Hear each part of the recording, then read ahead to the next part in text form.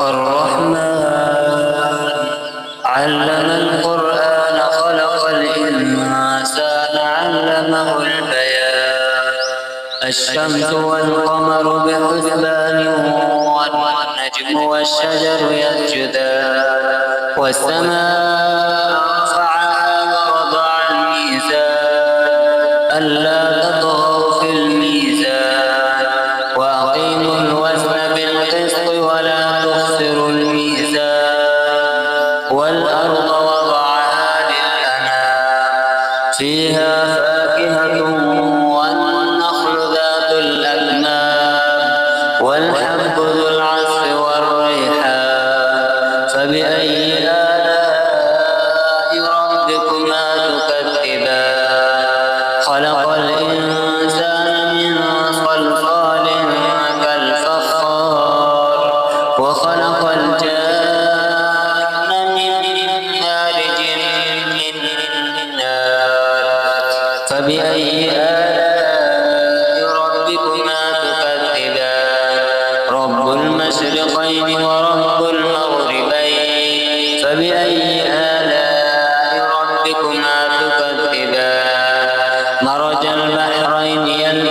يلتقيان بينهما برزخ لا يبغيان فبأي آلاء ربكما تكذبان يخرج منهما اللؤلؤ والمرجان فبأي آلاء ربكما تكذبان وله الجوار المنشآت في البحر كالأعلام فبأي آلاء ربكما تكذبان كل من عليها فان ويبقى وجه ربك ذو الجلال والإكرام فبأي آلاء ربكما تكذبان يسأله من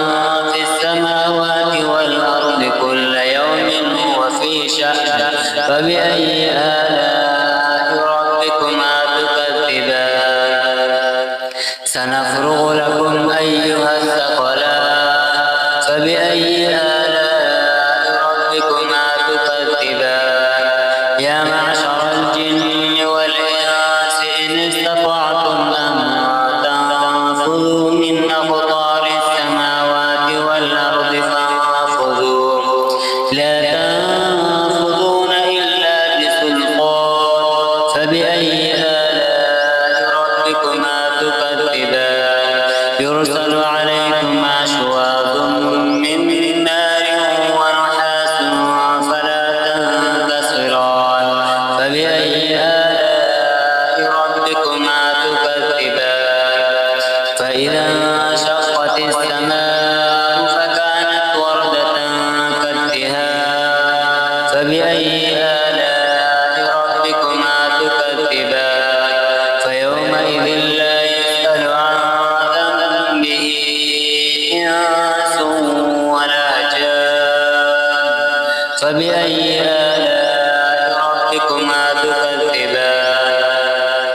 يعرف المجرمون بسيماهم فيؤخذ بالنواصي والأقدام فبأي آلاء ربكما تكذبان هذه جهنم التي يكذب بها المجرمون يطوفون بينها وبين حميم آن فبأي آلاء ربكما تكذبان ولمن خاف مقام ربه جنتان فبأي آلاء ربكما تكذبان ذواتا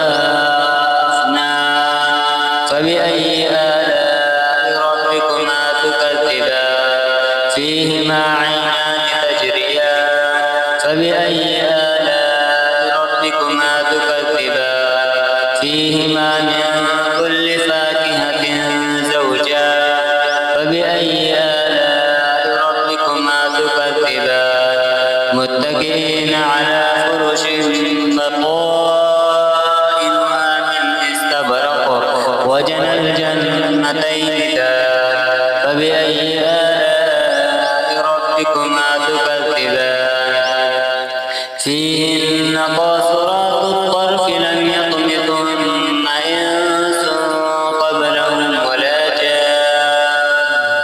فبأي آلاء ربكما تكذبان كأنهن الياقوت والمرجان فبأي آلاء ربكما تكذبان هل جزاء الإحسان إلا الإحسان فبأي آلاء ربكما تكذبان ومن دونهما جنتان فبأي آلاء ربكما تكذبان مدهامتان فبأي آلاء ربكما تكذبان فيهما عينان نضاختان فبأي آلاء ربكما تكذبان فيهما فاكهة ونخل ورمان فبأي آلاء ربكما تكذبان فيهن خيرات حسان فبأي آلاء ربكما تكذبان حور مقصورات في الخيام فبأي آلاء ربكما تكذبان لم يطمثهن إنس قبلهم ولا جان فبأي آلاء ربكما تكذبان متكئين على رفرف خضر